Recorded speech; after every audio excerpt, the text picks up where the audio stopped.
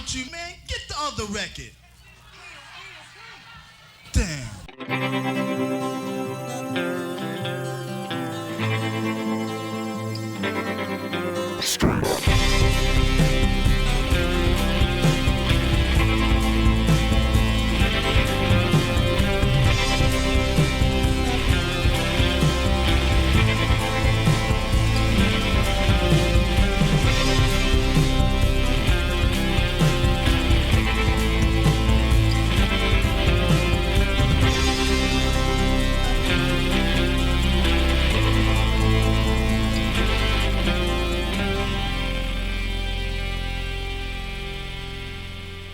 Now we start the Disenfranchised podcast. That podcast all about those franchises of one, those films that fancy themselves full-fledged franchises before falling flat on their face after the first film. I am your host, Stephen Foxworthy, except for when I'm not. And today is one of those days because we're going straight up today. Straight up what? Well, I'll let him tell you all about it. It's Tucker. Hey, Tucker. Debut. Straight up debut. What? In the butt? And who is that? It's me, your friend Tucker, and there's another guy here. It's our friend Brett. Call it a comeback. Brett Wright back in the house. I mean, I wouldn't call it a comeback. Welcome. I'll be back for a few weeks, and then after that, we'll see. Fading directly back into the ether. Yeah, this is my final run, guys. I'm announcing now. Last 3 episodes you'll ever see me on, ever. No. Period. I'll never, ever be back. Well, no, because you got to come back for 200, too. So, 4 episodes. Give us 4. 4. Okay, fine. Give us 4. And then I will never, ever come back. You'll never see me. Except for an occasional guest spot. We really ought to just record your typical greeting just so we can put it in at the beginning of an episode. Like that one episode where Tucker accidentally left your audio out of it.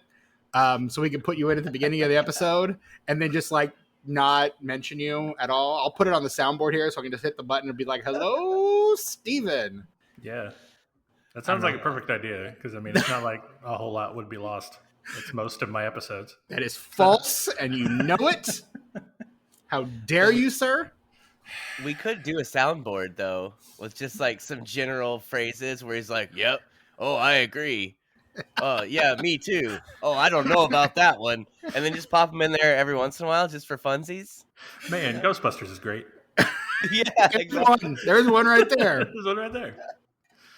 This is so good. We're just getting these. We are here all together in one place where we have not been for these many months because Tucker demanded it. Tucker demanded it because today, Tucker, is one of those 4 times a year where we hand over the reins of the podcast to you to talk about whatever the hell you want, whether it fits the format or not. Although one could argue this one potentially could fit the regular format. It absolutely does. Tucker, what the fuck are we talking about today? We're talking about Existo. Existo from 1999, directed by Coke Sam's, written by Bruce Arnston and Coke Sam's, and starring Bruce Arnston, Jackie Welch, Jim Varney, Gaylord Sartain, Mark Cabus. The great Gaylord Sartain? Correct. You should say the great? The great Gaylord Sartain. Mark Cabus, Jenny Littleton, and many others. What a cast! Dare I say it, what a picture. Wowzers. I like this one, you guys. Yeah. You guys both made it through? You guys made it through? I did. Yeah. Yeah. In one sitting, as I tend to do. I started this movie going, I don't know if I'm going to make it. And then, then it became like a legitimate movie at some point. Like, the first, By the end, Brett's singing along with the credit song. I mean, no, look, I will say that the songs in this movie are legitimately, good. I thought they were, legitimately good. And that's what sort of kept me going, too. And, I mean, the first part of this movie is ridiculous. It makes a whole lot of not sense. And I was like, I don't know if I'm going to be able to do this. Tucker's going to be mad at me. And then it became a legitimately good movie about halfway through, and with a coherent story, and I was on board. I also watched this movie. Yeah. Steven Hell disagrees. yeah, dude. I appreciate what this movie is trying to do. I don't know that it's overall successful in its aim, but we can get into all of that. Yes, we can. So Yeah, Tucker, why have you sure. brought this offering to our feet? Why this? Why now? I mean, I should, in terms of backstory, mention that us covering this episode is really Brett's fault. Because this was originally supposed, before our delays earlier this year, this was supposed to be our 200th episode. And I said, hey, Tucker, the 200th is going to be a straight up. And Tucker said to the group chat, how weird do you want it to be on a scale of 1 to 10? And Brett immediately responds with 10. Of course. To which I respond, what the fuck have you done? Why You've would you doomed us answer all. anything else to that question? Because it's Tucker. That's why I That's answered. me. That's even more of a reason why I said 10. So Tucker's like, Existo it is, to which I said, damn. And here we are talking Existo. Tucker, why? Why? Well, Why? let me tell you.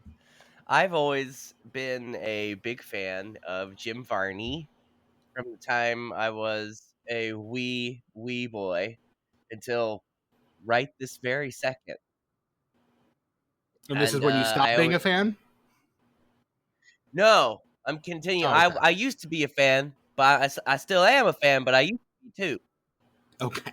But I always really enjoyed the films, the Ernest films, and the other stuff that Jim Varney had done, of which there's unfortunately not as much as I would like. But I always really, really, really liked the Saturday morning show that he had on CBS when I was a kid called Hey Vern, It's Ernest. Which is And like there his answer is to Pee-wee's Playhouse, in a way. kind of. It's got gets some compared a lot. similarities. A little bit, yeah. It's a really good show, though. If anybody hasn't seen it, it's better than you remember, and it's better than anybody has told you that it is. And it's just ADHD personified. Yes. It is, yes. It's there's a character in the show who is called Existo, and he is a magician. But he's not a very good one. He's not a very good magician. And he always fails. That's the thing I like about Hey Vern, It's Ernest, is it's the same joke every time. Every episode is Literally. the same joke, just slightly tweaked for whatever the theme is. Yeah. Like we were talking about our boy Gaylord. Mm-hmm. He was the sound effects guy. And Lonnie he would Don. always talk.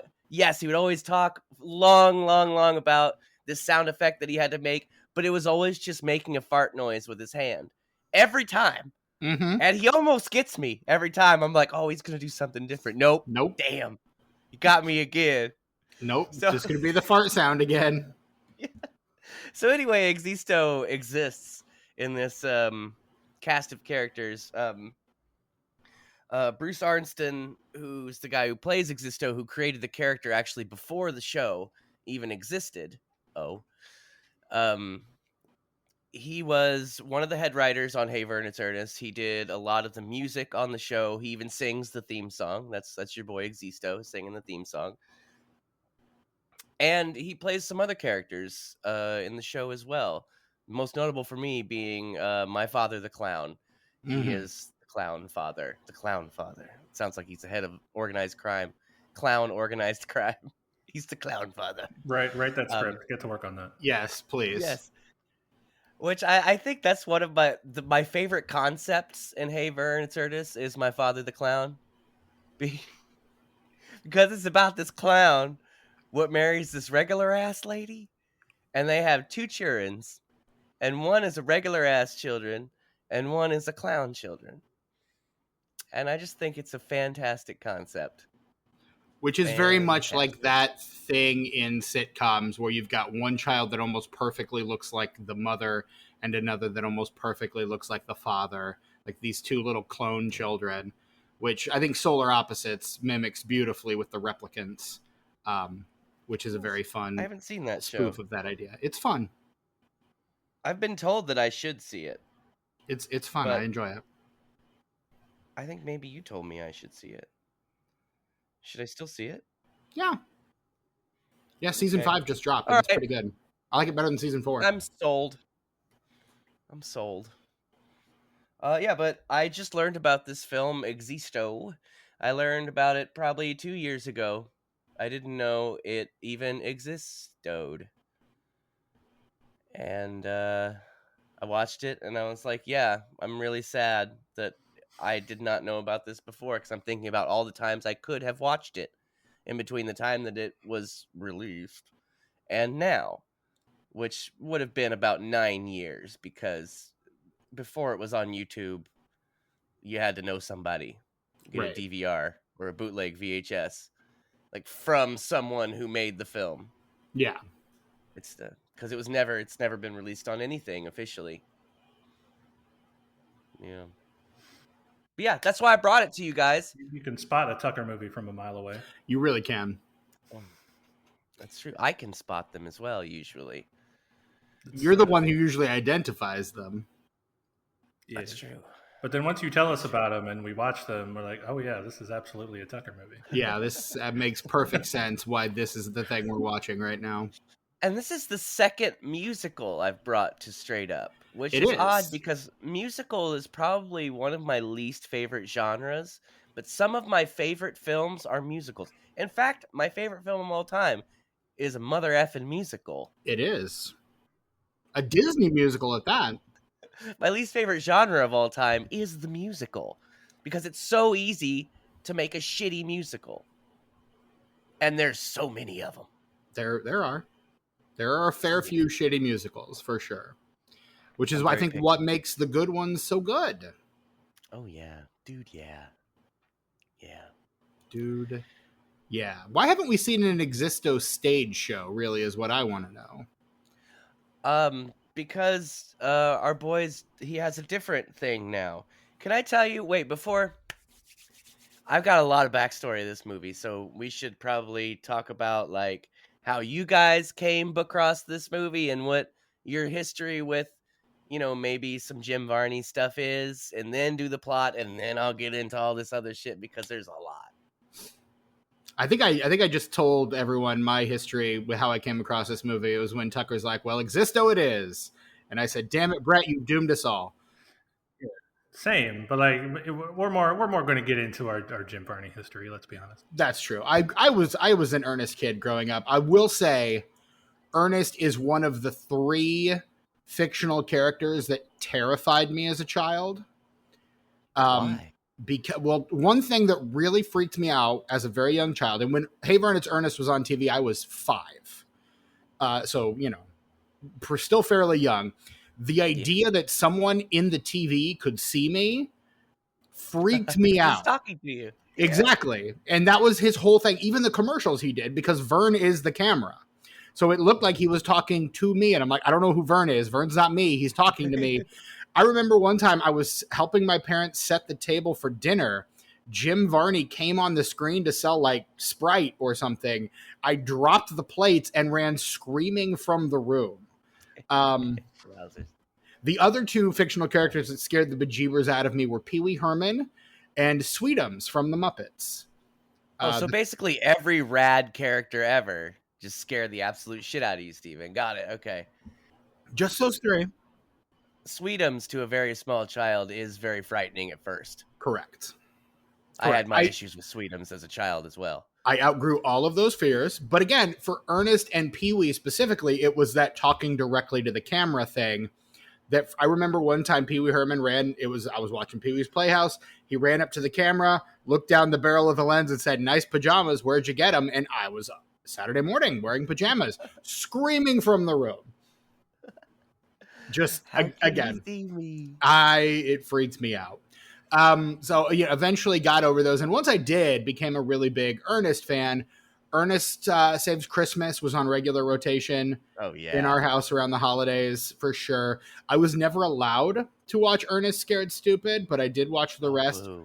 in my recollection, Ernest Goes to Jail is the masterpiece of the Oh, franchise.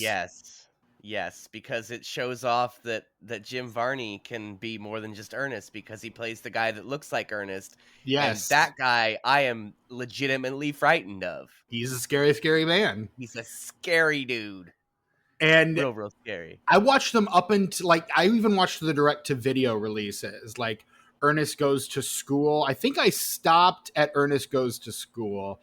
I don't know if I went into, I joined Ernest in Africa or in the army. Or Slam Dunk Ernest. I definitely missed Slam Dunk Ernest. Oh, because that was just the plot of the movie Like Mike, but with Ernest. Well, and Kareem Abdul-Jabbar, but apparently. But yeah, no, and then carried on, enjoyed it. I loved seeing him pop up in other things. I was always very excited to see Jim Varney pop up in other projects. Loved him in the Toy Story films. Loved him in Atlantis.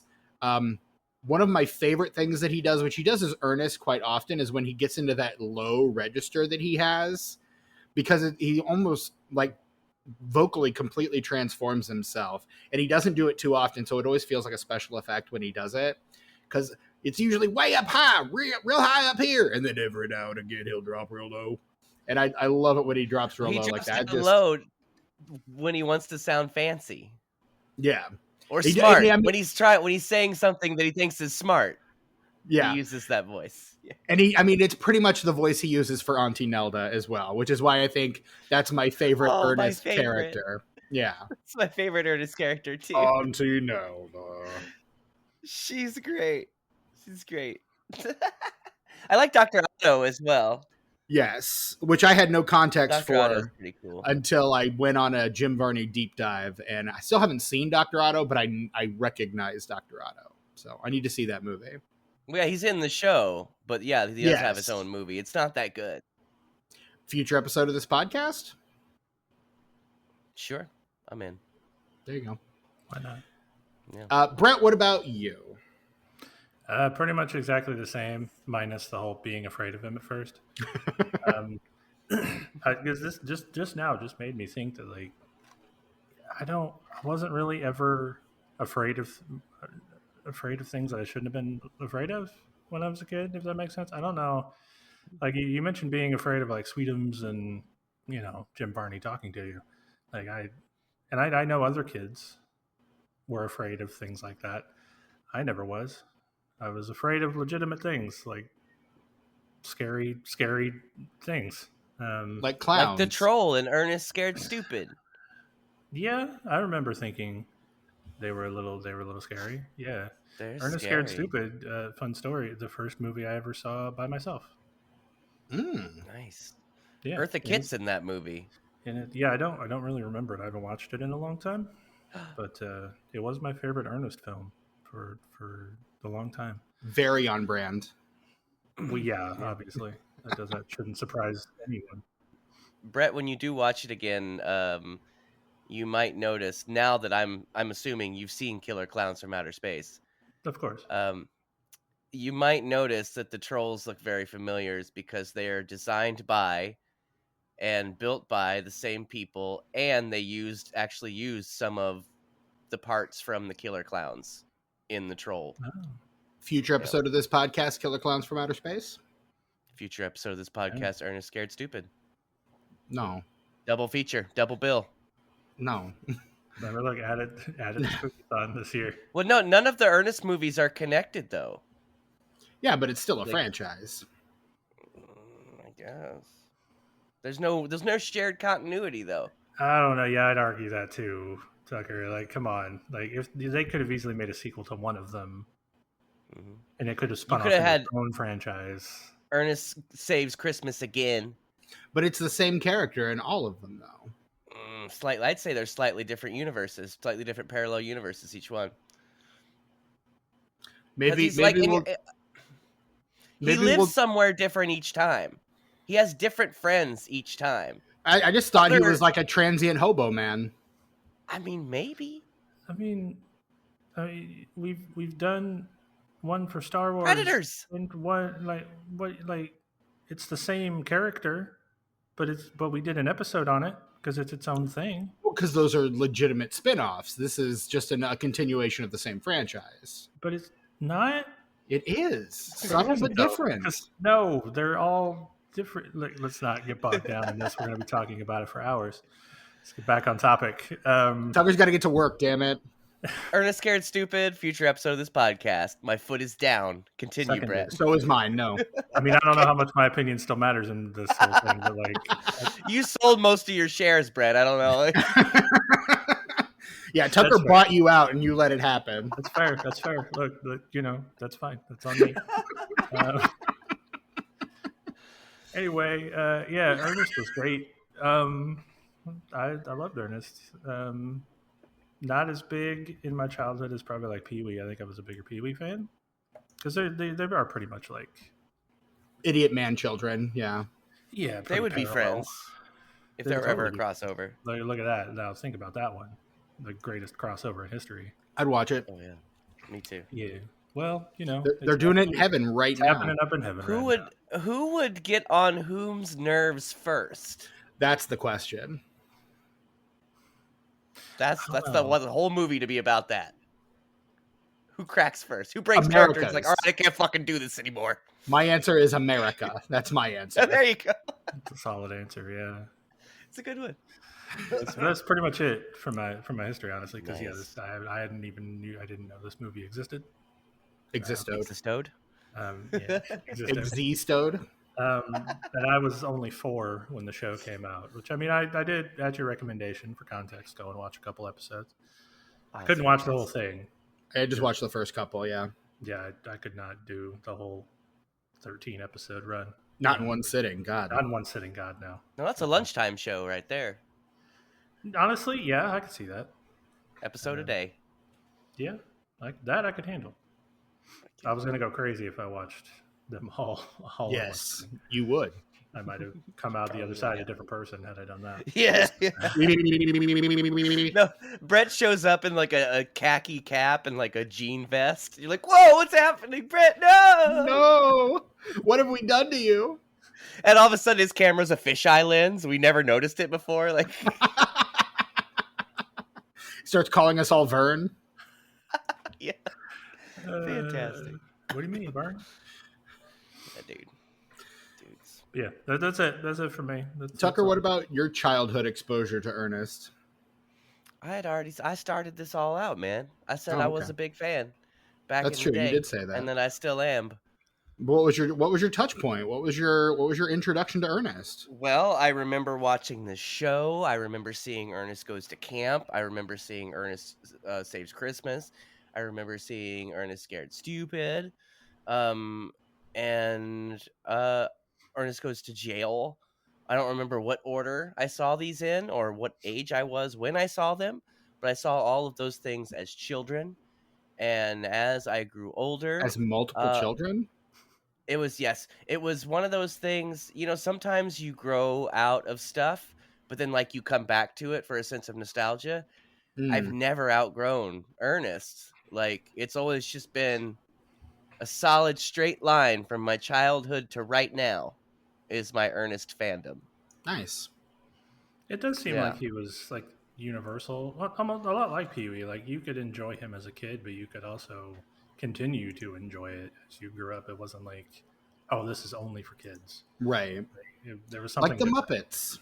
Like the Muppets, yeah. Yeah. Correct. Dudes, yeah. Yeah, dudes. Dudes. Yeah. We did it. Yeah, That's the Existo episode. All right. Good night, everybody. We did it, everybody. We did it. Congratulations, we done it. You guys.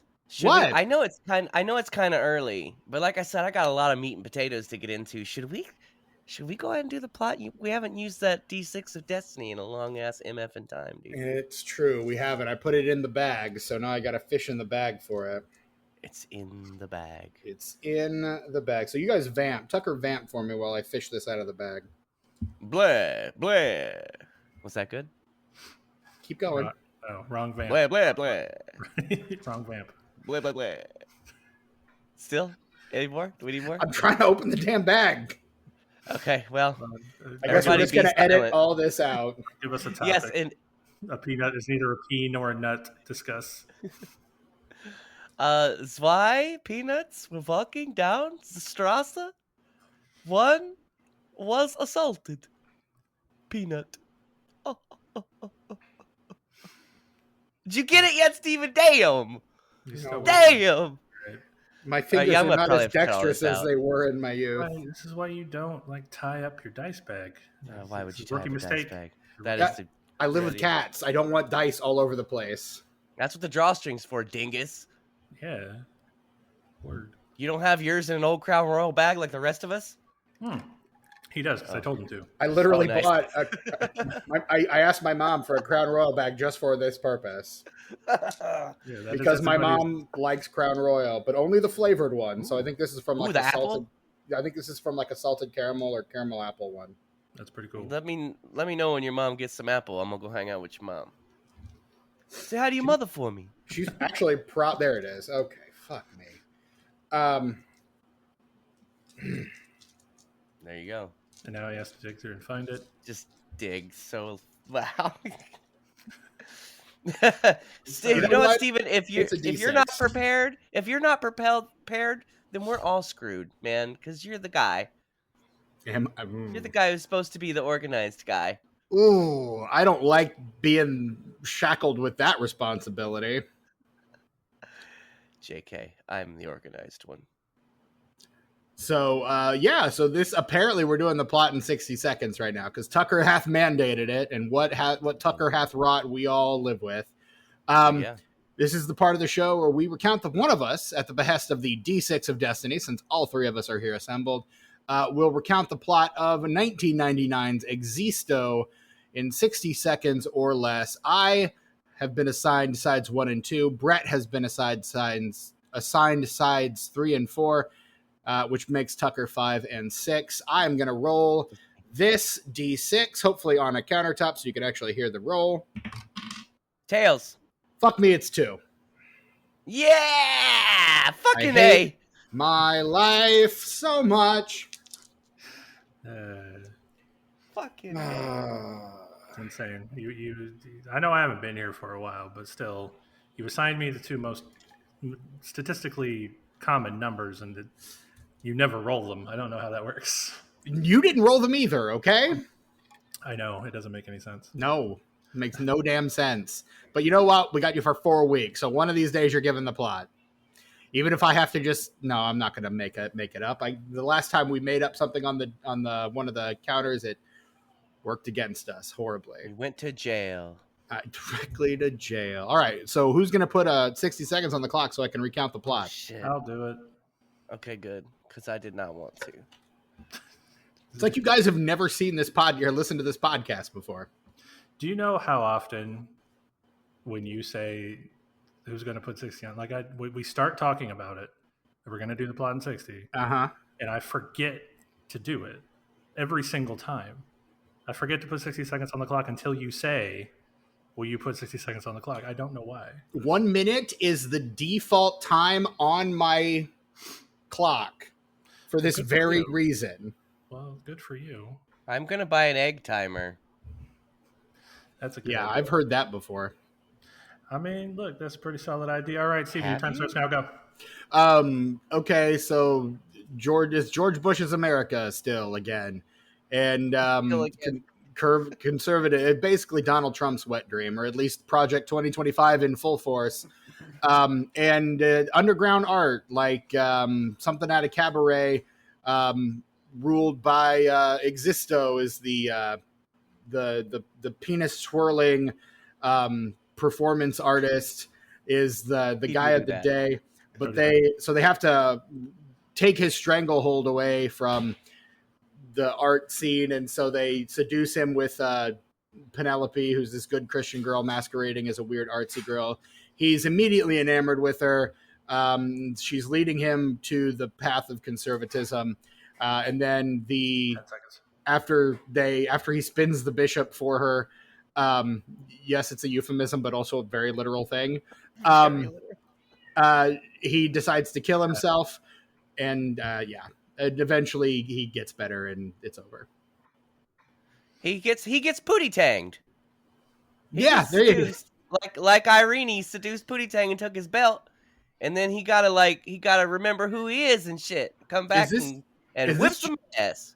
And literally dies and comes back to life. Like the Christ image, the Christ figure imagery is pretty thick here. I almost texted the group chat like, "Good Lord, are we going to have to go to the Christianity corner on this one?" We'll do a whole separate episode if you'd like. No, that's okay. Damn. I don't think we're really going to have to. It's obvious enough. I think everybody gets it. Dude, yeah, fantastic. But yeah, boy, what a picture, boys. What a picture. It? Yeah. I'll tell you what, this is a fantastic movie. Boy. I don't know if I'd go let me tell you. I mean, I'm not going fantastic. I ended up liking it, but I wouldn't say it's fantastic. I'm gonna say that it is. I would say, to be fair, for this kind of film, a pretty okay movie. But my own opinion is that it is super duper fantastic. And again, I'm really sad that I didn't get to experience it earlier in its life or in my life, because I was really into shit like this when this kind of shit was coming out. I like the weird, like, art house movies that came out of the 80s and the 90s. They were very much their own thing.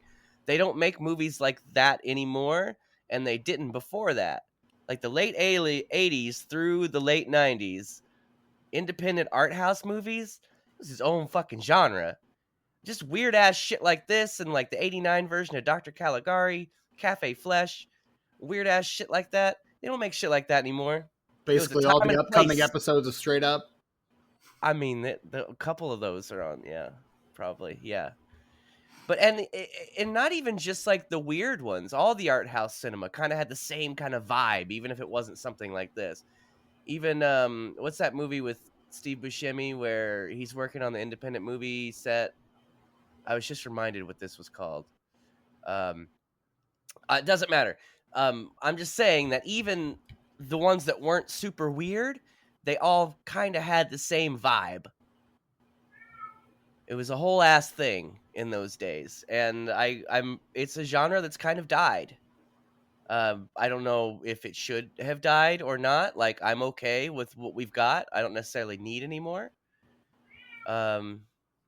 Famously, I will be the first one to say, if something's good, it should probably die early before it turns into something unrecognizable that is not good anymore. So maybe it's good that it's a little bottle genre. We'll call it a bottle genre. I just coined that term. Burn out and fade away. Yeah, dude. Yeah. Dude, agreed. Yeah. No. So, Steven. Yeah. Why do you hate this movie? I don't. Oh. Sorry. Why do you hate me? I don't. How long do I have? Oh, about an hour. JK. No, I look, this movie is fairly, I don't know, it strikes me as kind of a weird, there are pieces in here that I recognize. There's bits of Cabaret, there's echoes of Rocky Horror. Like, this feels like it really wants to be like a spiritual successor to something like Rocky Horror. In that you have like this transgressive underground movement railing against the establishment and morality and what have you. And then like all those elements are there. There's some UHF sprinkled in here. I just don't know. I don't know. I feel like the fist is too hammed to be as effective as it needs to be. Like, it all feels very, there's, what is it? Cecil B. Demented as well. That would be a great double feature with this movie, actually. It would. Absolutely. They're very, very similar. Ridiculously similar. So. Yes. But like, I think that there's a way to do that kind of thing and still play up the campiness of it, which I think Waters does really well in Cecil B. Demented. I don't know that Sams and Arnston are as deft at that as someone like Waters is. So it feels like in my mind, a less successful Cecil B. Demented. Mm-hmm. And again, all the themes of Waters are definitely there, but this feels like a discount John Waters kind of a thing. to me. And it doesn't, I don't know, it doesn't feel as pure, I guess, as I would like for something like this to feel as a result. So I don't know, like, I get it. I got it almost instantly. It's very obvious. It's very overt what this movie is trying to do. So that I think by that point, the things that are the movie does that are meant to feel transgressive and shocking don't, because you know that's what they're kind of going for. And maybe in 99, this would have been more transgressive. This would have been more shocking, but I don't know. In Donald Trump's America, not so much. No, nah. Yeah, it's definitely a movie you got a view of its time. Right. It's probably super transgressive and great in 99, but maybe not so much right now. Right. Well, I would say, though, that it does, as far as it's like the moral of the story, I feel like it kind of holds up today for sure. Specifically the whole Fahrenheit 451 of it all, you know, because that's what the religious right is trying to do right now, man. That's what they 100%. want, dude. Yeah. I was going to say the villains of this movie are just taken out of the Republican National. Like, they mentioned something about John Ashcroft as like Attorney General. I was like, wait, when was this movie made? 99? They're like, Bush elected for a third term. What year was this? What year did Bush get elected again? 2000? Like, I had to like remind myself as I was watching it, because so much of it seemed to be referencing things that hadn't happened yet. And I was very taken aback by some of those things.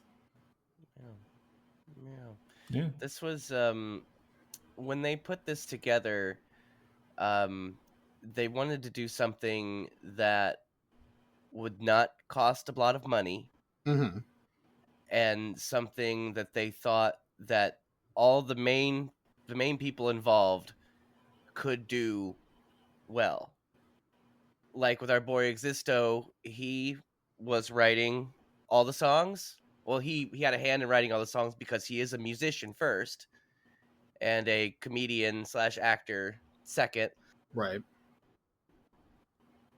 Of course, they had Coke Sam direct, because like this was it makes sense that this was the movie that they made, because from the beginning of the time that Jim Varney started making Ernest commercials up through his last Ernest film, everything that came in between was all the same people behind the scenes.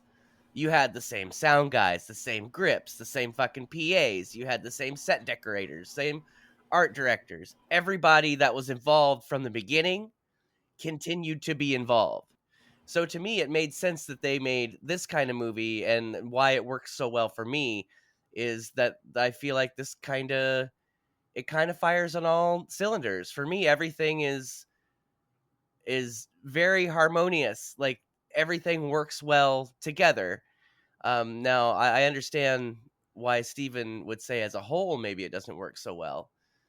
But I think each individual part is working as intended and fantastically.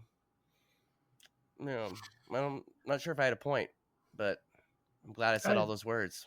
I mean, I feel like you made a good point. Yeah. Because I didn't know that about like the entire. Is the same like actors and whatnot too, or did those? A lot of them, yes, of course. Gaylord Sartain is in most Ernest movies. He's in The Show. The same with Jackie Welch, and some others. But yeah, it's just a Nashville. It's a Nashville group, Nashville-based group, and it started with the advertising company that Coke Sam's had when they signed Jim Varney, and that blew up, and they started making movies and TV shows, and they're just commercial guys. So they sort of surrounded themselves with people who were really good at all of their individual tasks, so that they didn't have to immediately be experienced in all of that stuff. Yeah. So I mean, I get what you're saying about like, by the time they all get to this movie, like everything's firing on all cylinders. Like they've worked together for so long. It's a well-oiled machine. It's a well-oiled machine, yeah. Now, Go is ahead. Coke his actual name, or is that a pseudonym? I think that's his actual name. I don't. It might be short for something, but that's in the interviews that I listen to. That's what he refers to himself as, and that's what everyone else refers to him as when they're speaking of him. Mm. I mean, yeah, IMDb does not have another listed name, and of course, he has no Wikipedia page, so hard That to poor say. child. The child growing up, he had to have been made fun of. Well, and this It's me, Coke. this entire group, they're out of Tennessee, right? Nashville. Yeah, I was just Yeah. saying that. Yeah. Okay, yeah. So I mean, maybe less of a weird moniker in parts of Tennessee. Who knows? It could be a hill person name, sure. Yeah, we'll go with that. I'm descendant from hill people. I'll ask my grandma. There you go. Appalachian hill people I'm descended from on one side of my Appalachian family. Hill people. Yeah, well, You that's how should you know know better. That's how you know I'm from there, 'cause I say it wrong. JK. Logic is That's, not logicking. I didn't know that was your heritage, Tucker. That's pretty cool. No, that's true. Actually, my family on my mother's side were one of those families they wrote about in the newspaper because they feuded with another family. Yeah. Oh man. There's a whole thing. The people getting shot in the middle of the street and shit, like some gangster shit in the Appalachian Mountains. Dude. Apparently. God, that's Yeah. wild. Yeah, dude, people be feuding back in the day. It do happen though. Yeah. Yeah, all the lead in the water up there. It's, what are you gonna do, right? And all the weird shit that happens in the Appalachian woods. Yeah, dude. What happens in Appalachia stays in Appalachia. If you don't make it out alive, it does. Exactly. And remember the saying, when you're out in the woods there, if you hear somebody say your name, no, you didn't.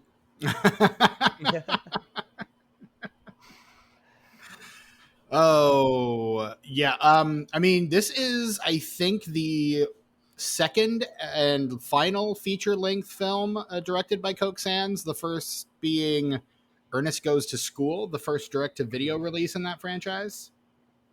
Yeah, he was. It's important to note that he was the director of all the commercials. Yes. And of the television show. It was him and John Cherry were the director of the television show, right? And he was involved. Him and John Cherry are basically, I don't want to say interchangeable, but they're kind of the same guy.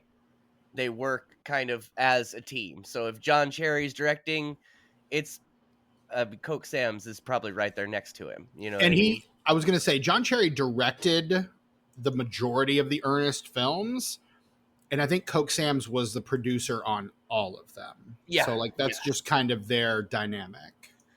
Yeah. And he is, as of 7 years ago, still writing and pitching things. Of course, living nice off those Ernest residual checks. Absolutely.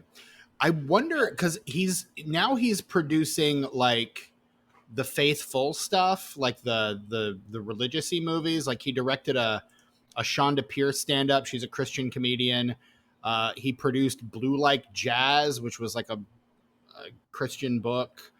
And then he also produced something called The Identical.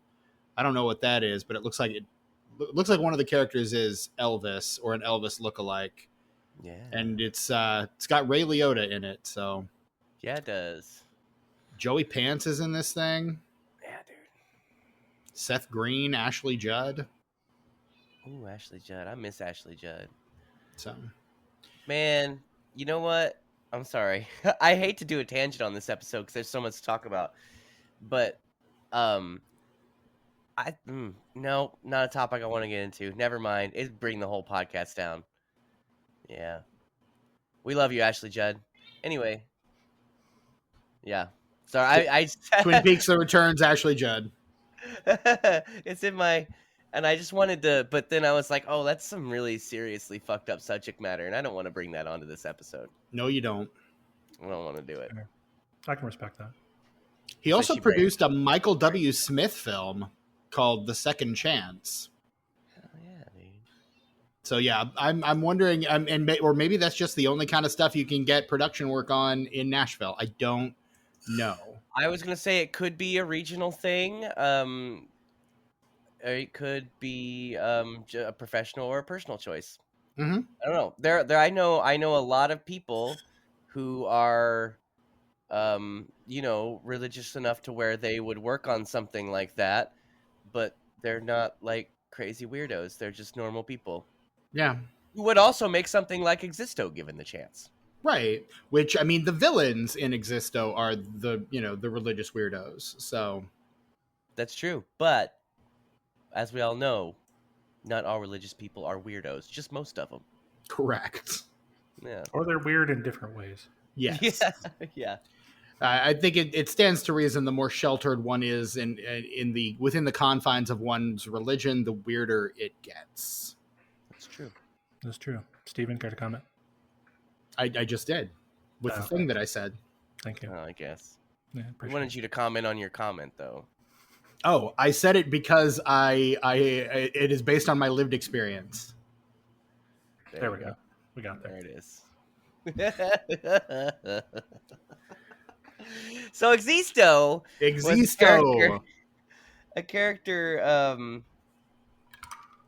that our buddy Bruce Arnst I just call him Bruce. I have really trouble with his last name. You can call him BA. Those are his initials. Badass. Badass. He's a fucking badass. Yeah. So our good friend Badass, he created the character of Existo when he was doing music-based stand-up comedy, which is coincidentally what he is doing now. But he created that character as like this washed-up magician who would go around to like elementary schools and middle schools and teach the uselessness and pointlessness and banality of life through magic tricks. That was his whole shtick. Just like a really depressing magician that would go to schools and teach children. Right. Basically, in UHF, after Terry breaks up with George and he comes out and does that big monologue on Uncle Nutsy's clubhouse. Yes. Basically, everything he says there is what Existo is teaching children through the wonder of magic. And then when or not magic, as the case may be.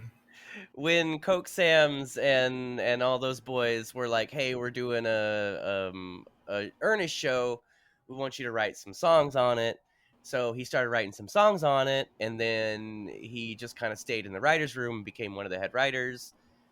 Played 3 or 4 different characters. He was hired for one thing and then just kind of wiggled his way into everything else. Earned it. I'm not saying he like conned them, obviously. Sure. But he was hired for one thing and ended up becoming a much bigger part of that show. All of these projects, though, feel like it's kind of like, okay, who can do what? Let's try to use as many people in as many different capacities as we can so that we can like not have to hire a bunch of people from outside. We can just kind of do like the whole Hey Vern, It's Ernest feels very much like a small troupe of people. It's got a lot of like, let's put on a show kind of energy to it. A lot of DIY kind of thing. So to the extent that it feels like, okay, you're a writer, but you can act too, right? You can sing. Oh, fantastic. You're going to do the theme song. Like it feels like that kind of show. Yeah, absolutely. I was telling Brett when you took off there for a second that a lot of the entire crew are the same from the commercials through the very last Ernest movie. They used a lot of the same people. It was a collective. They were in Nashville. Yeah. It's not like they were in Hollywood and they could hire this guy and this guy and this guy. No, they had their people. Right. And I think that's why and when I was telling Brett why Existo works so well for me is because as weird as it is and how for most people some of the things would not be pleasant to watch. Mm-hmm. it's doing all of the things correctly. Right. And you can tell because you can kind of tell that it's a well-oiled machine. No matter what the material is, they're going to do it the way that they think it needs to be done, and it's going to technically work.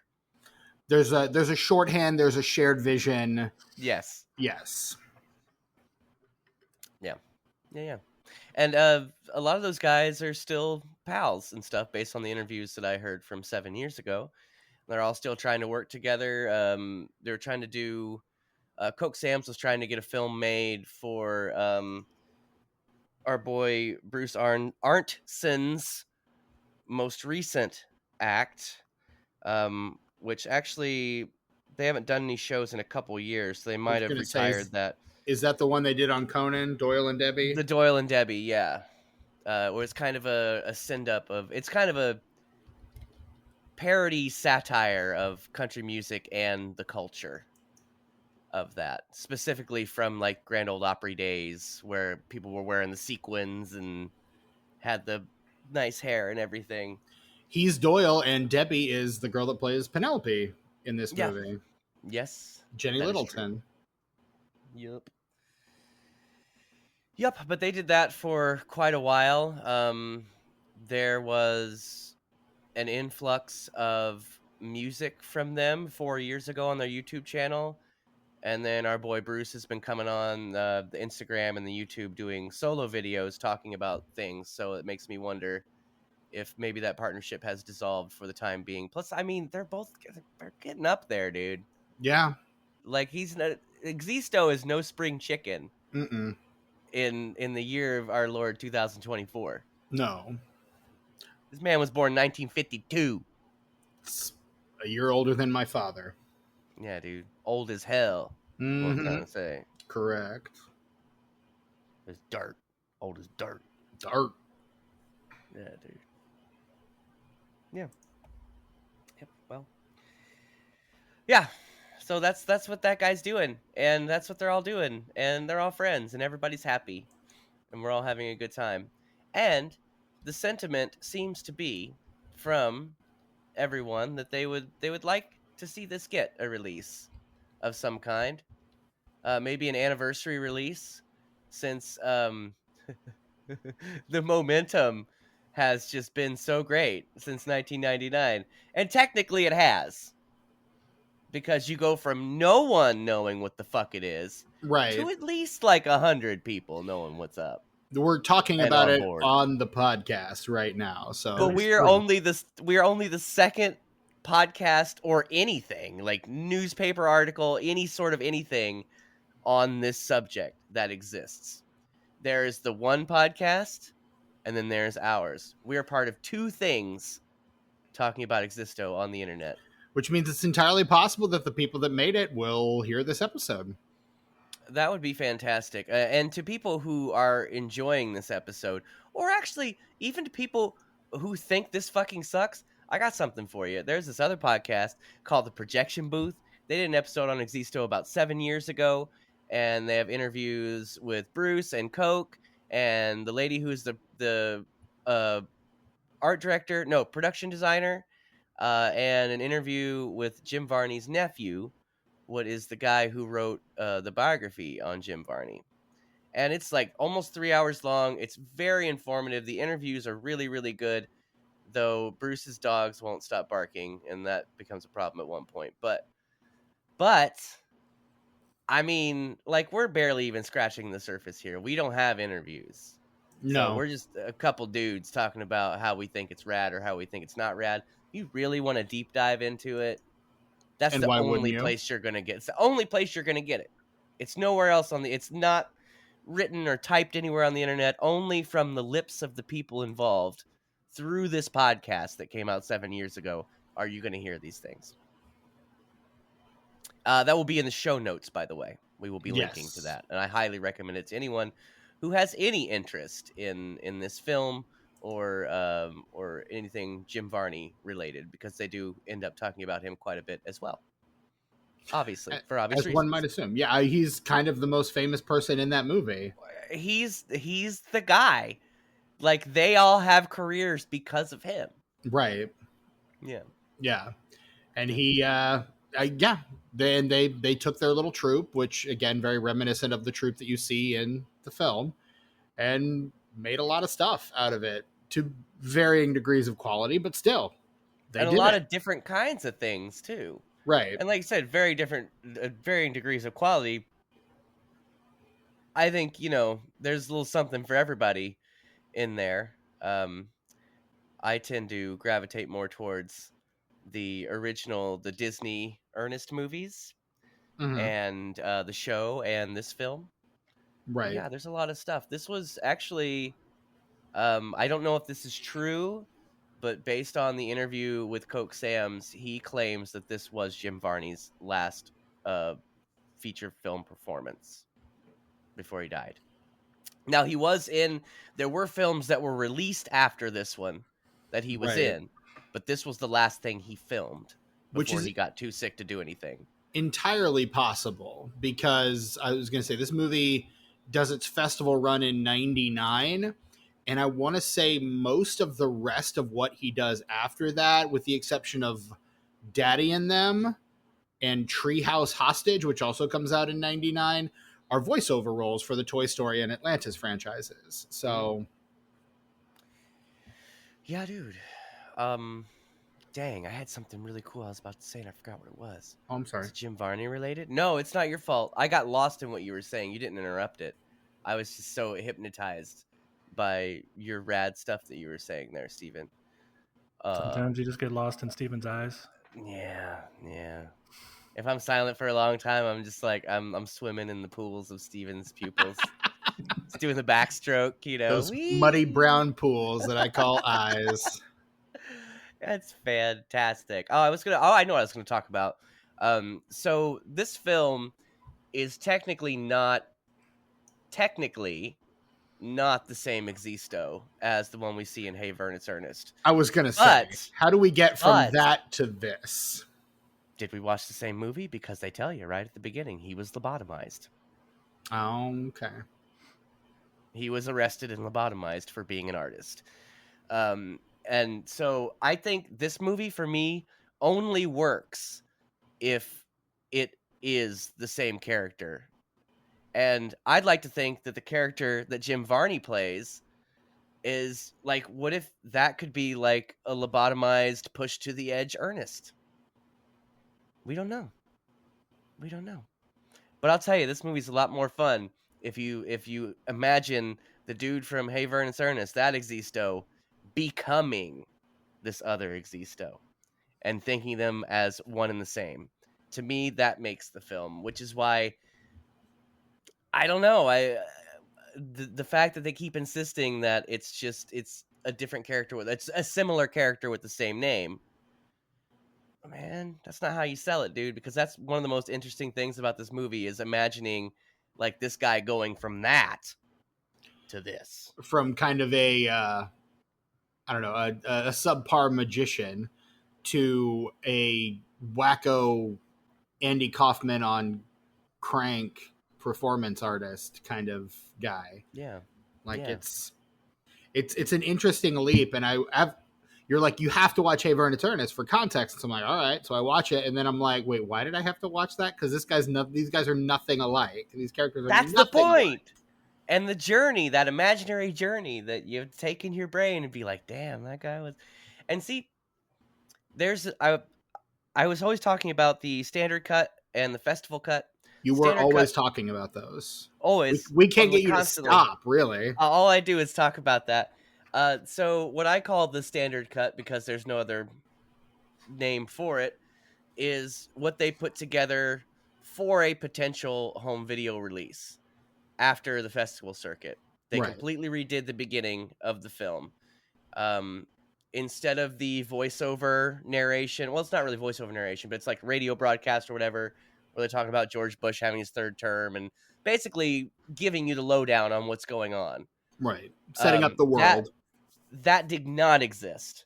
Oh. It starts out with homegirl that owns the club, our boy Gaylord. What's his Colette, character's what you name? will. Yes, Colette. It opens with Colette singing a song called "Do Me," which is actually a pretty good song. It's one of those bait and switch songs where Right. like you start out saying one thing and it like you make me come completely miserable, that sort of thing. Gotcha. That sort of deal. Sounds like fun. And it's a really fun song. And then when he gets off stage, it's just it's Maxine and Existo, and they're back, and everybody's welcoming them back. Okay. And then it goes into with him in the bathtub where it normally begins after Right. the Spin And the though I bishop. really liked the song and I really liked the scene, but I'm glad that they changed it because you're just kind of thrown into this with zero context. I don't think I would have liked the film if I had seen it with that beginning. Like I needed that little exposition. No, I agree with you. You absolutely need that to set up the worlds, and it also helps you set up the stakes for what's coming forward. Is that, I mean, you know that this is essentially Gilead from the Handmaid's Tale, Yeah. and like that's kind of the world. That's kind of what these characters are up against. So yeah, we set that up immediately, and then we kind of know where we're going from there. But yeah, to not have that and to try to trickle that in slowly feels like a mistake. Yeah. So I would say I prefer the non-festival cut beginning. What are some of the other differences between the standard and festival cuts? Is it just that? That's it. Yeah. Okay. The song takes it's about 4 or 5 minutes, and then the rest of the scene takes about as long as the regular intro. So like basically the 6 minutes that are added is just the song. And then that scene, but like I said, the scene is about as long as the intro in the standard cut. So I think that's it. I watched them both, and that was the only thing. And that was the only thing they talked about on the podcast and those interviews as well, as being the only thing that was different between the two cuts. So have you seen the festival cut, or does that just not out there? No, they're both on YouTube. Okay. Both on YouTube. Both the same quality. Okay. This movie feels cropped. Horizontally cropped. Mm-hmm. I feel like there's more at the top and the bottom that we're not seeing. I don't know what it was shot in, but it is in a wider aspect, not a super wide aspect ratio, but not 4:3. Right. I'd like to see this in the original aspect ratio because most of the time it doesn't bother me, but there are some times where I'm like, oh, you cut that guy's head off. Wait, okay, here we are. Got it. There's probably something else in that frame too that we could be looking at, but yeah. Yeah, not that it's anything maybe that we need to look at. I'd just like to see it for curiosity. Sure, because you're one of those people. And it's the intention of the artist. Like they shot it in this ratio for a reason, and right. I want to see it. Exactly. Yeah. Dude, yeah. So, 7 years ago, Coke Sam's and Bruce were very into the idea of getting some kind of physical release for this. But they were also making a Debbie and Doyle movie. So, who knows? Maybe one day.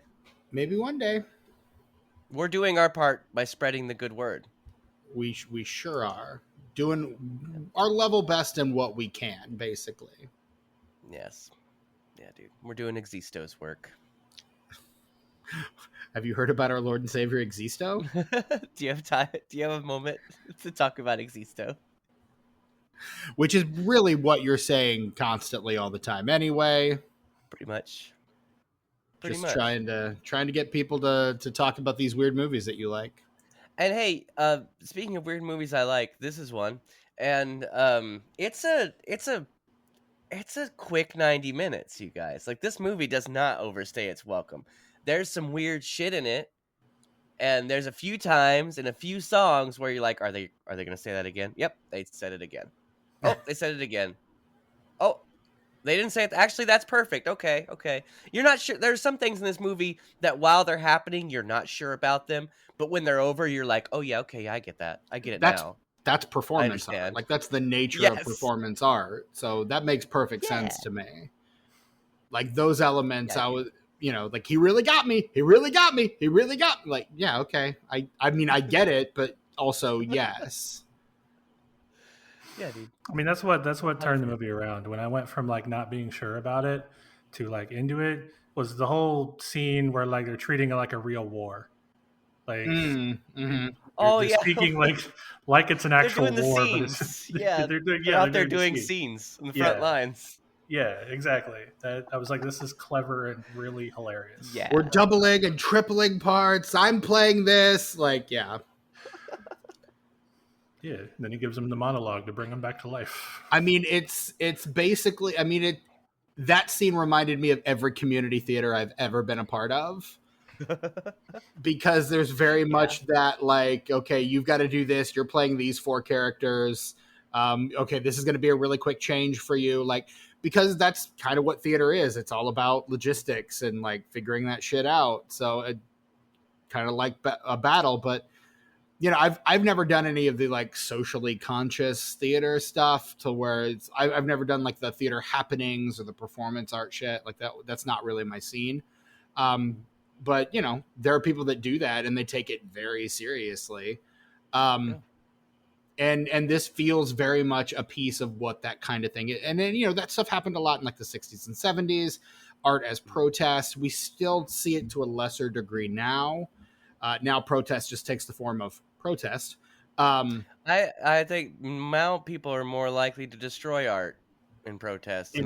Right. I don't like that. I don't fucking like that. You're mad at the wrong people, motherfuckers. You're mad at the wrong people. Yeah. I don't know who you're mad at, but it's not the Mona Lisa. Come on. Right. Damn. So, and that got burned down anyway. So. Damn. Oh. Sorry, you guys. I had to crack my sternum there. Oh, that's fun. What other years, juicy? It's still uncomfortable. What other juicy tidbits about this movie can you share with us, Tucker? Is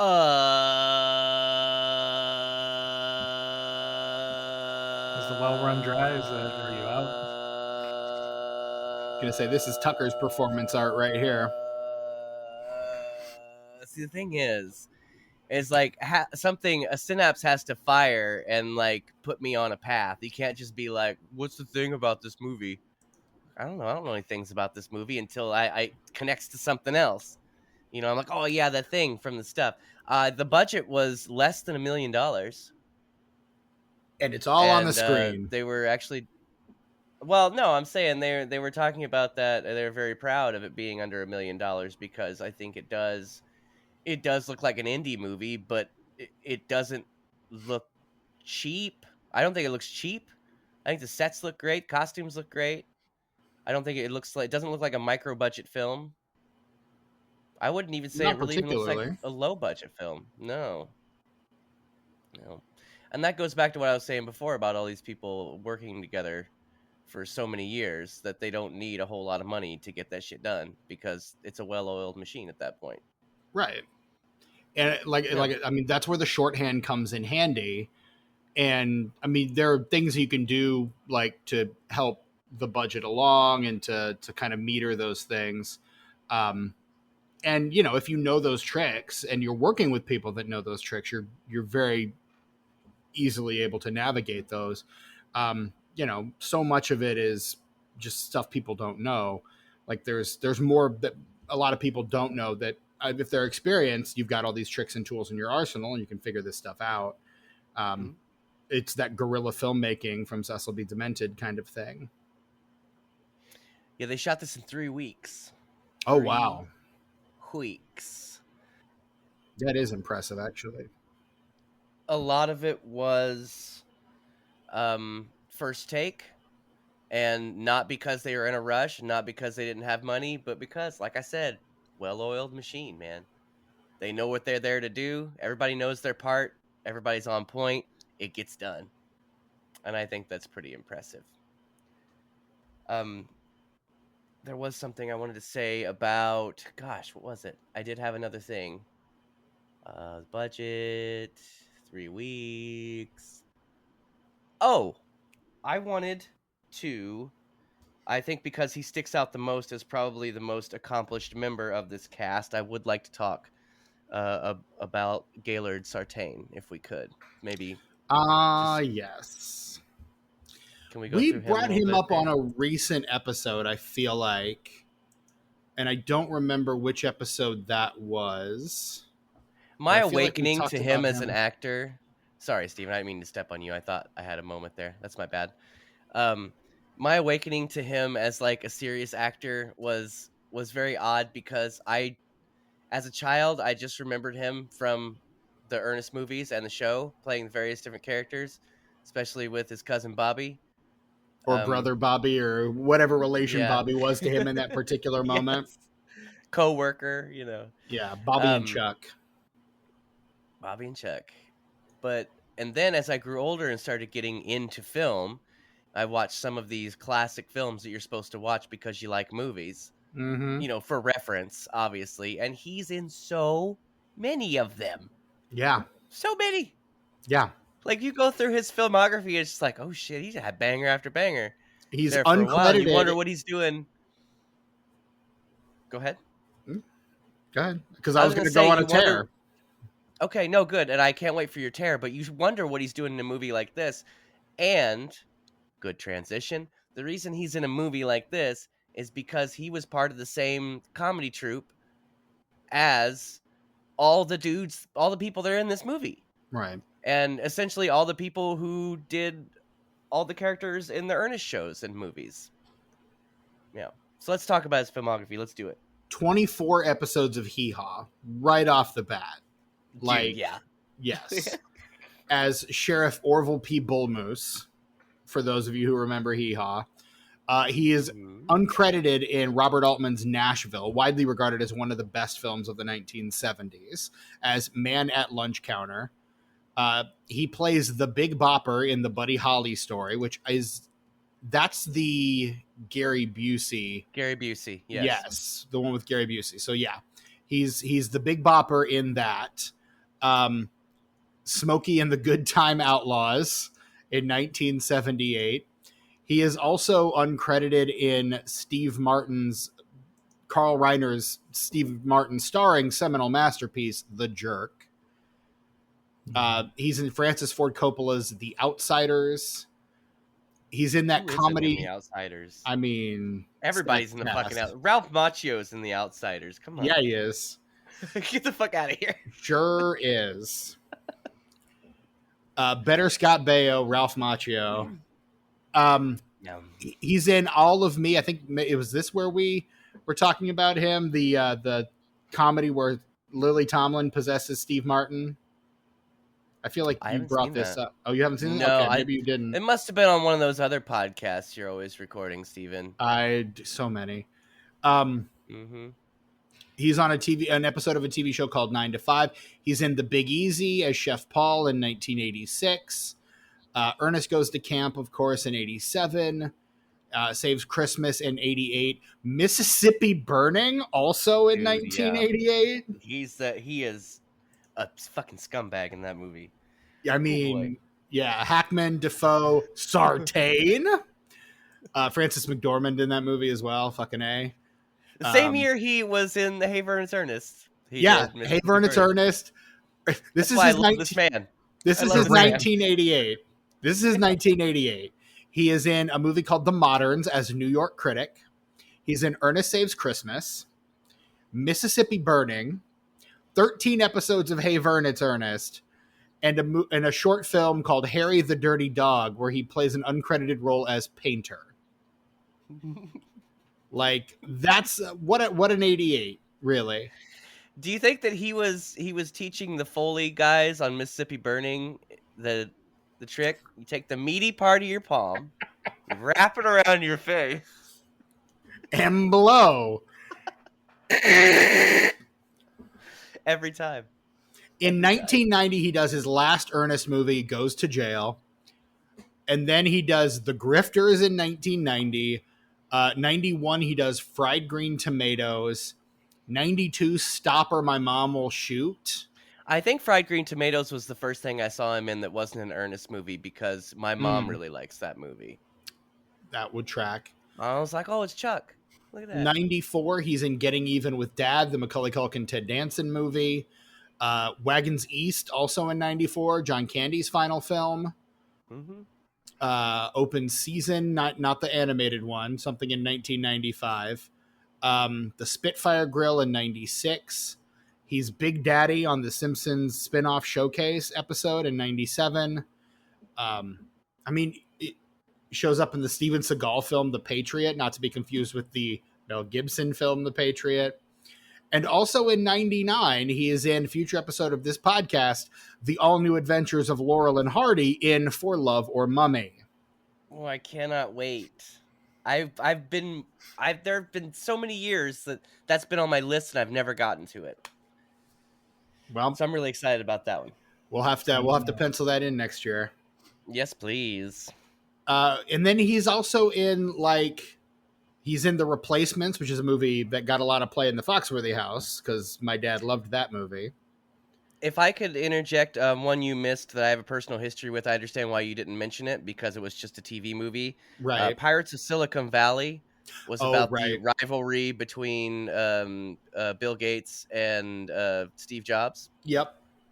And I remember watching that because I was a big old fat nerd when it came out. So With Noah Wyle and Anthony Michael Hall. yeah, dude, yeah. As opposed to now, where you're not a big fat nerd. Well, I wasn't. He's lost a little weight since then. I've lost a little weight.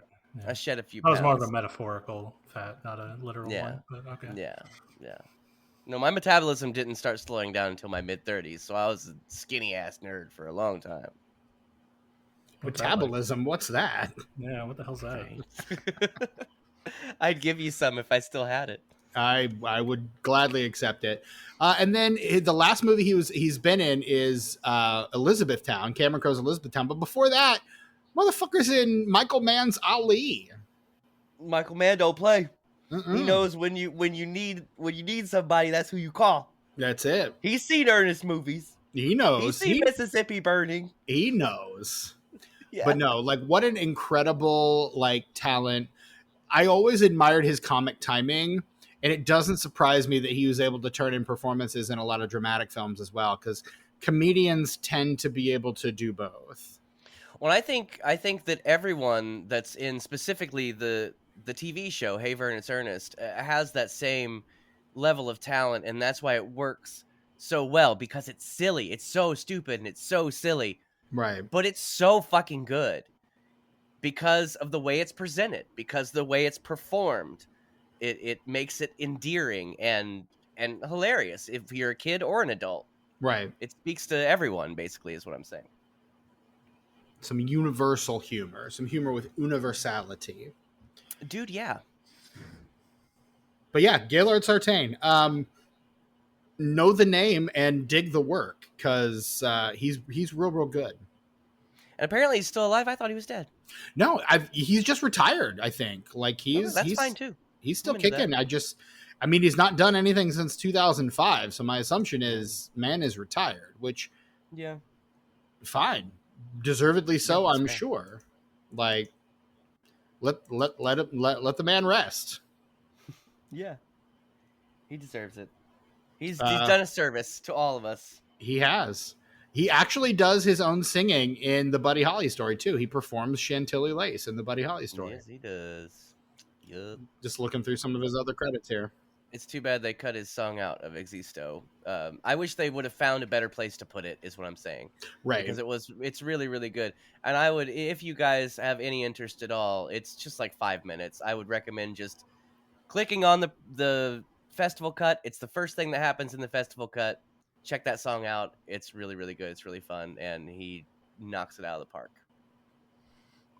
I believe it. In As I drag. said, the songs, all the songs in this movie, I thought were pretty good. Fucking A. Very earwormy. Agreed. And this movie ends on a sequel hook. We get a sequel hook at the end of they're going into what's the name of the town, Tucker? Oh, I don't remember.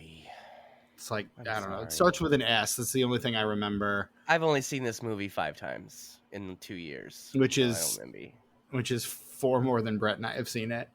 Which is far less than I'd like to have. Well, yeah, that's like 30 times less than you normally watch one of these. Right. movies. Yeah.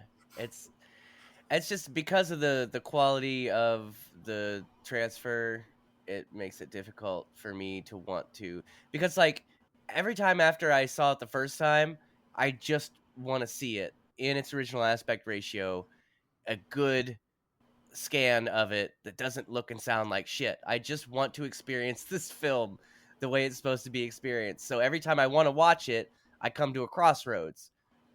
And about half the time I'm like, no, fuck it. I'll just wait for if it ever happens.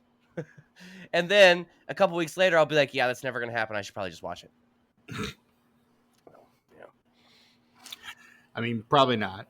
It's a whole thing. They're driving into this town with the guy the corporate sellout who's come back into the fold. And they've got like a weird little polycule thing going on. And they're pulling into the town and it's completely destroyed. Like it's been decimated, burned to the ground, nuclear arsenal, some shit.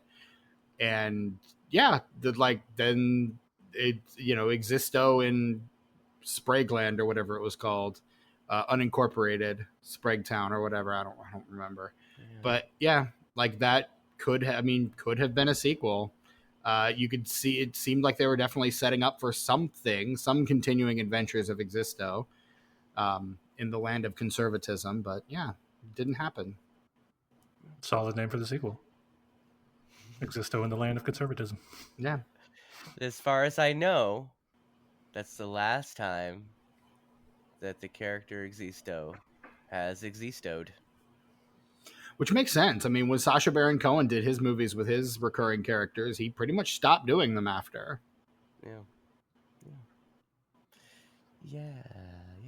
I think this Existo, we were talking before about how it's technically not supposed to be the same one from the TV show. Right. I do think that they are basing it more on the original incarnation of Existo, because he was a little more rough around the edges. He certainly wasn't what he is in the film when he was created, but he also wasn't a character for a children's show either. Right. When they converted the character for Hey Ernest Ernest, there was certainly some things that they had to leave out, some changes they had to make to the character. So I think the Existo. You're not going to see him carrying a giant dick around in a television show. Well, yeah, and you would not have in the original incarnation, but in the stand-up acts, it certainly wasn't tailored for children. It wasn't as extreme as this film, but somewhere right in the middle. So I think this film kind of combines the two and sort of gives you a peek of what could happen to that character in that sort of situation. And I love that they give you the out. You can interpret it any way you want because, like I said, he's been lobotomized. We don't really know who he was before. Right. You can assume he was Hey Ernest Ernest Existo. You could assume he's an Existo we've never experienced before. They give you that out, which I think is very smart because, like I say, it works better for me if this is that Existo just completely mind-fucked. And that is your headcanon now that you are applying to every time you watch the film. So there you go. Yes. Yeah.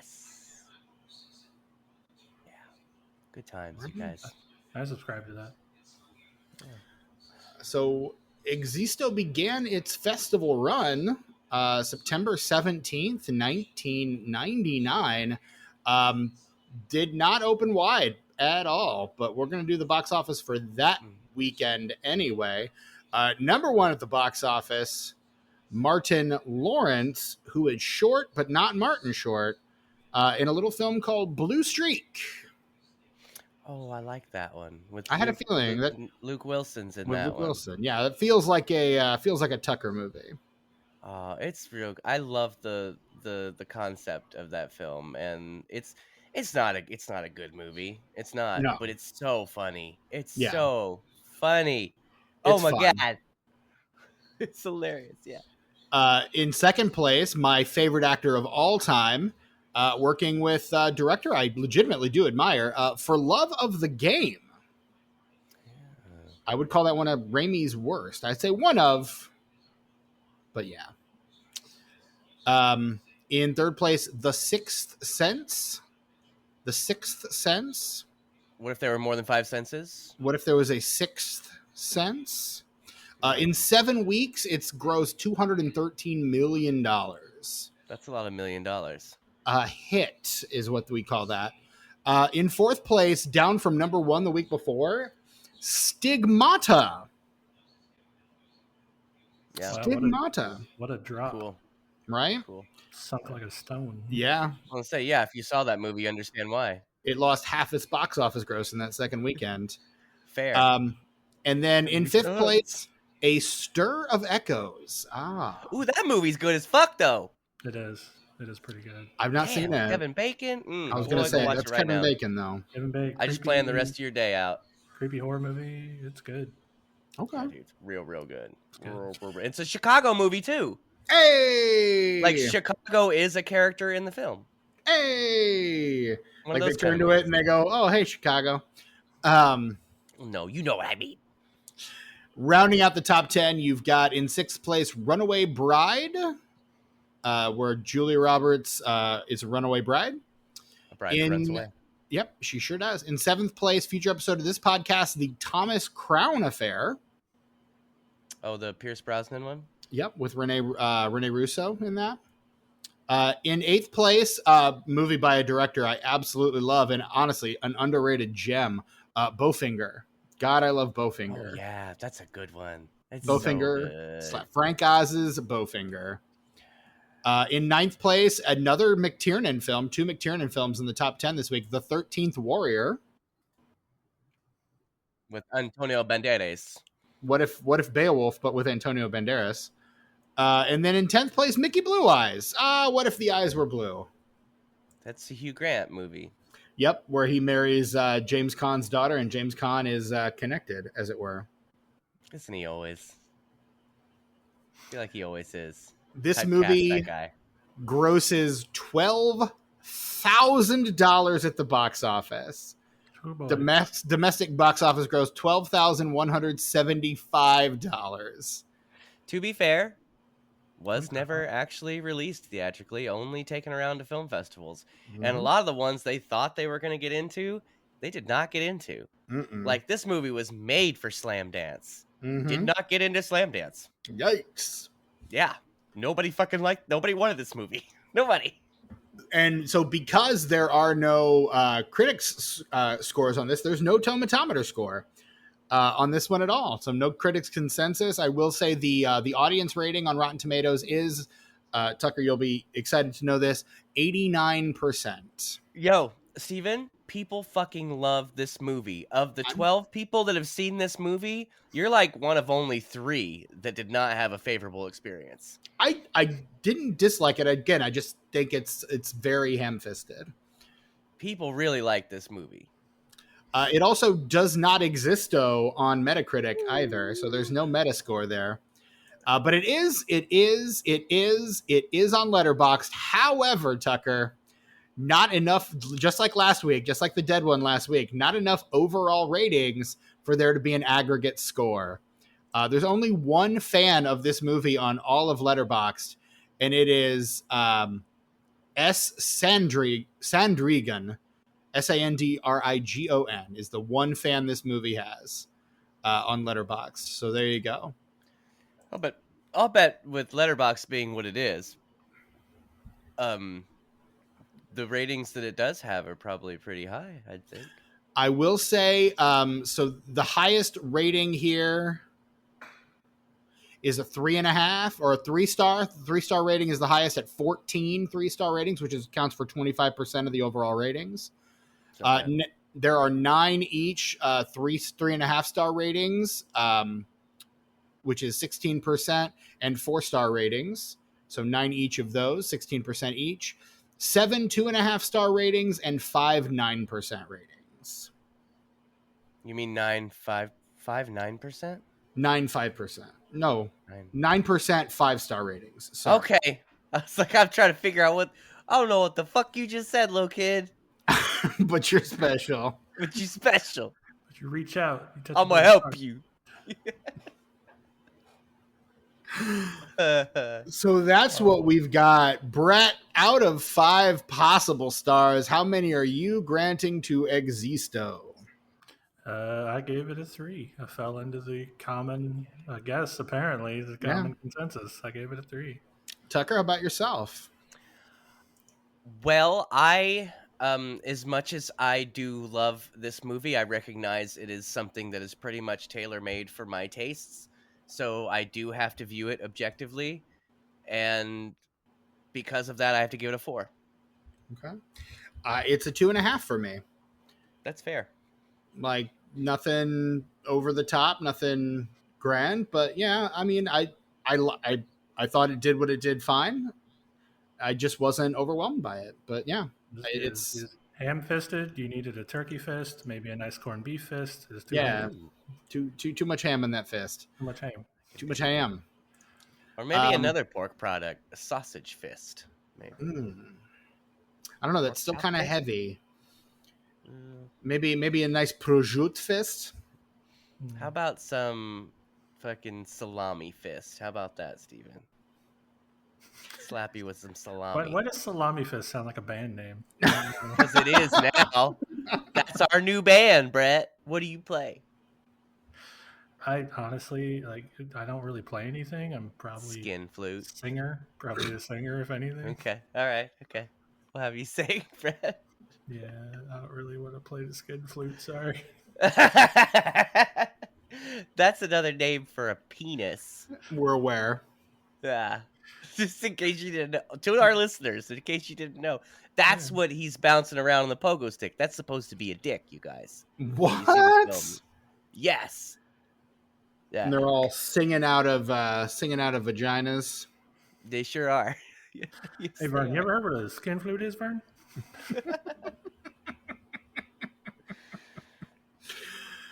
And that, I believe, is our episode on Existo. I think We did did boys. it, everybody. I think we survived. We survived Existo. We existoed through it. Yeah.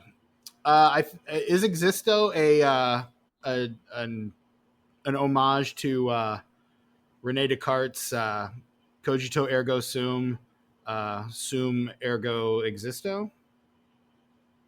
I think, therefore I am, therefore I exist. I hate to say this again, but I don't know what the fuck you just said, little kid. Like, I only understood about 3 of those words in the last 2 sentences. Well, it's Latin. Latin is existo is Latin and also Spanish for I exist. It's a dead language, Steven. Let it die. JK, JK, no, Latin's the shit. I'm teasing. Yeah, I was about to It's a say, dead I don't language, care if though. it's dead or not. Latin's fucking badass. Correct. Latin is the How's damn- Brett going to do all his incantations without Latin? Right, Exactly. Was he going to do them in like ancient Greek? No, thank you. No, lame. That would sound awful. Ancient You do them Sumerian. in Italian. That would be fun. Have your hand up like this the whole time. Hey, Existo, hey! Hey! No, You got it on like a hey, fucking eggplant. You never Sorry, what? studied. Yeah. So I had to get a Ghostbusters quote in there. I had to. You It had got happen. to. You It's got to. kind of your thing. I haven't been here in a while. I had to get one in there somewhere. Yeah. Got to. Kind of your thing. So yeah, that's our episode. And yeah, you can find us on some social medias at disenfranchpod. Email us disenfranchpod@gmail.com. Man, I don't know. I barely like existoing enough at this point to like update social medias, it feels like. Yeah. I know Um, that's something I'm gonna have to take over and put on my plate. I get it. I'm getting there. Give me a month. I mean, I can do it. I'm just, it's life. Mm-hmm. No, you don't got to tell me. Why do y'all think I haven't been here for a couple months? We just thought it was something Tucker said. I mean, we assumed. We had kind of pinpointed it down to what it was. So We had an idea. We were hoping for confirmation, but we really didn't want to be the ones to bring it up. So, Yeah. No, it's all good. I No, know. no. I mean, because usually it's something Tucker said. No. Usually. but not this time. Okay. That's usually what I'm going for, honestly. Really, Tucker just wants to do this entire podcast by himself. Well, you're gonna have to try harder. I'm sorry. Damn. Damn. What else do we do? Disenfranchisepod@gmail.com. Oh, Patreon. Patreon.com/disenfranchisepod. Official conversation of the Disenfranchised podcast. Post regular episodes up there for free. And you can comment on them, and Tucker or I, sometimes both, mostly just Tucker, will comment on those back to you so you can talk to us. And for $5 you get access to a ton of stuff that we haven't updated in forever, although Tucker keeps promising that he's going to update like 2 or 3 episodes of What Are We Watching and just drop them all on one day. I'm gonna when I have the time. Like I said, like you motherfuckers are lucky this shit comes out every Thursday. It's true. So I'm getting there. It's gonna happen. And also I would like to mention that even though it has been a few months since we have released anything behind the paywall on Patreon, there are days worth of content on there. There's a lot of shit back there, for sure. Hours, days, weeks, maybe even a month's worth of solid listening time. You start it, you press play at the beginning of September 1st, and on the last day of September, you probably still have a couple episodes left to go through. But Tucker, I've listened to it already. Listen to it again. Listen to it again. All right, maybe let's not mock our fan base. Maybe that's not a good idea. They know we do we're it not at love. Game.com. Do they? Yeah. Like, I haven't been here. Well, for the a ones while, that pay us do. Right. Oh, all right. Or else they wouldn't pay us. Because I say Correct. some shit. He does. Tucker be talking shit all the time. All the shit. Every last ounce of shit. Yeah, it's coming. He be talking. Okay. We're getting there. You're gonna have those What Are We Watchings, and then what I'd like to do, when we have the time, is come together and do basically what we'll do is 3 episodes of What Are We Watching, because you guys have been keeping your lists, right? No lists from Brett, Steven, no. In theory, I mean, I have my Letterboxd list that I update fairly regularly. I don't watch a whole lot of stuff, so I could probably just give it all to you off at the top of the dome. You guys, look at this. It's all like, I'll tell you. come on, you guys don't keep impressive. a list? But I don't have to. I have Letterboxd. Man, And you also, guys, I watched The Stepfather like 2 months ago. Jeez Louise. Look, my Crazy. life has Did. been dominated by Nuts. finally watching Game of Thrones, so... Oh. You poor man. No, I mean, we're on season 5, so... I hated it from the beginning. I didn't like it at all. Like, I understood why people liked it, but I thought that it had, at its core, it was a good show, but they had to be titillating for no reason, and that turns me off. When you put that, that's why I stopped watching The Boys, actually, because I like The Boys, but this season came around, and I was like, do I really want to do this again? Is it worth it for me? No.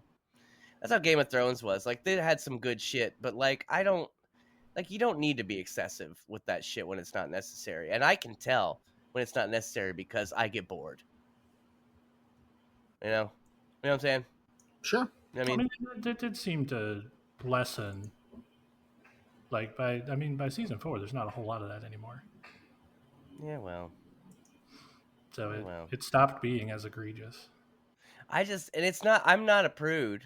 Like, I'm fine with that kind of shit, but when it's extremely obvious that it's just there for titillation, whether it be sex or extreme violence or whatever. They called it sex position because they would have sex scenes during which they would drop like key pieces of dialogue and key exposition just so, people would be paying attention to it. Yeah. Yeah. Well, I suppose so. That's when I tune out. I'm like, why are we having a sex scene right now? Oh, I suddenly don't give a fuck. I'm going to go get a snack. Yeah. Yeah, but if you feel that way about extreme violence, The Boys is not for you. Right. Yeah. Correct. I feel that way about anyone doing something just for shock value, and I feel like I have a pretty finely tuned radar for that shit. And while the Boys, they definitely do that for a lot of it for shock value and to be extreme. and to one up like everything else that's come before it. It always it makes sense within the narrative of the show, so it's not that egregious. But after 3 seasons of it, I'm just like, how are you going to top that? I don't want to find out, honestly. I don't want to find out. A guy exploded inside another dude's dick in 3rd season. That is I a don't thing want that to happens. know. I don't want to know what's going to top that. I have no interest.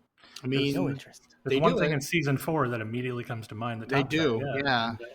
No, thank you. No, thank you. It's pretty gross. It is. It sure is. Yeah, well, glad you guys watched it for me. We can tell you all about it if you want. Oh, later, after I've eaten, please. Well, you better eat something really quick because we're going to tell you as soon as this recording stops. I do need to eat something. Same. Blood sugar, having a good time. Whee! So yeah, let's wrap this shit. What else do I need to talk about? We talked about the socials, talked about the Patreon. Oh, go rate and review us on Apple Podcast and Spotify, wherever you get your podcasts. And yeah, we'll read that shit on the air. I'm your host, Stephen Foxworthy. You can find me on, I don't know, a couple of social media platforms still, kind of maybe, at Chewy Walrus. Brett, you on socials anymore?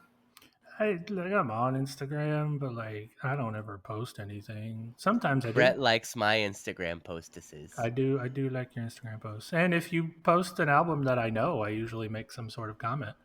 That's true. But like, yeah, like I post on Instagram maybe once. I don't know. Like quarterly. You did post one a couple weeks ago. You were with your pals. Yeah, Gen Con. Yeah. Yeah. Even though I wasn't at Gen Con, but I was. Yeah. I went to go have dinner with them before Gen Con. In the spirit of Gen Con, yeah. In the spirit of Gen Con, yes. But yeah, so like I post on there quarterly usually. Because I'm a terrible millennial. I forget when I'm out doing stuff that I should be, quote unquote, taking pictures for the gram. I forget because I'm, doing that. You're in the moment. I'm living in the moment. Yeah. Right. So. How dare you, sir? There are entire like eras of my life that there's no photographic evidence of because of that. Like all my entire 20s, basically, there's no photograph evidence of it because I never think to take photos anywhere ever for any reason. So I'm just like, oh, that's really cool, and that's really cool too, and that's it. Then afterwards, I'm like, man, I wish I'd taken some pictures. Shit. Oh man, I should have taken a photo. Yeah, for sure. But I never do.